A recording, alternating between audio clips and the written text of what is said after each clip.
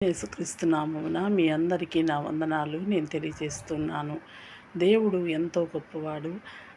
నేను ఇప్పుడే పరిశుద్ధ గ్రంథంలో ఉన్న యూదా పత్రికలోని వాక్యాన్ని నేను మీ మీతో పంచుకొని ఉన్నాను.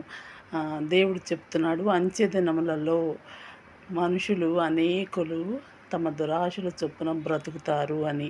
అంటే రాకడ సమీపంగా, అతి సమీపంగా ఉంది. అందుకనే అనేకులు తమ దురాశల చొప్పున బ్రతుకుతున్నారు.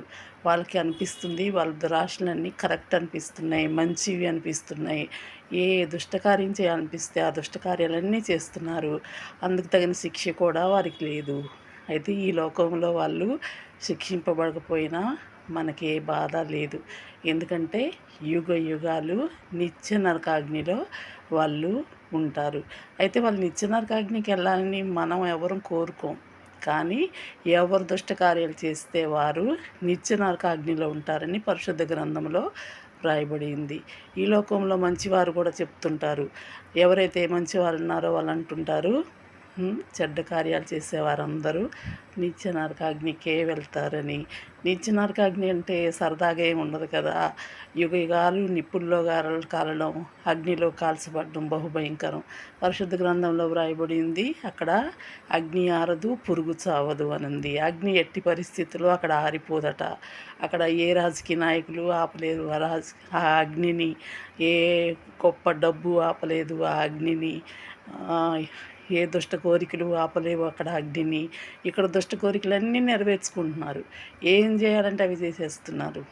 అయితే పరిశుద్ధ గ్రంథంలో దేవుడు చెప్తున్నాడు యూదా పత్రికలో, అంచె దినములలో మనుషులు తమ దురాశల చొప్పున బ్రతుకుతారు అని చెప్తున్నాడు.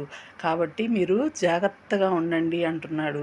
ఇంకో చోట దేవుడు చెప్తున్నాడు, మీరు కలవరపడకండి అంటున్నాడు.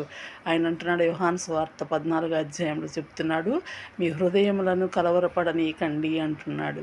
కాబట్టి మనం ఎట్టి పరిస్థితుల్లో కలవరపడకూడదు. దేవుని కాపుదల మనకు ఉండాలంటే మనం అత్యధికంగా ప్రార్థన చేసేవారంగా ఉండాలి. పరిశుద్ధ గ్రంథంలో అందరూ ప్రార్థన చేసిన వారే ఉన్నారు. యవ్వనులు, మగవాళ్ళు, ఆడవాళ్ళు అందరూ ప్రార్థన చేశారు.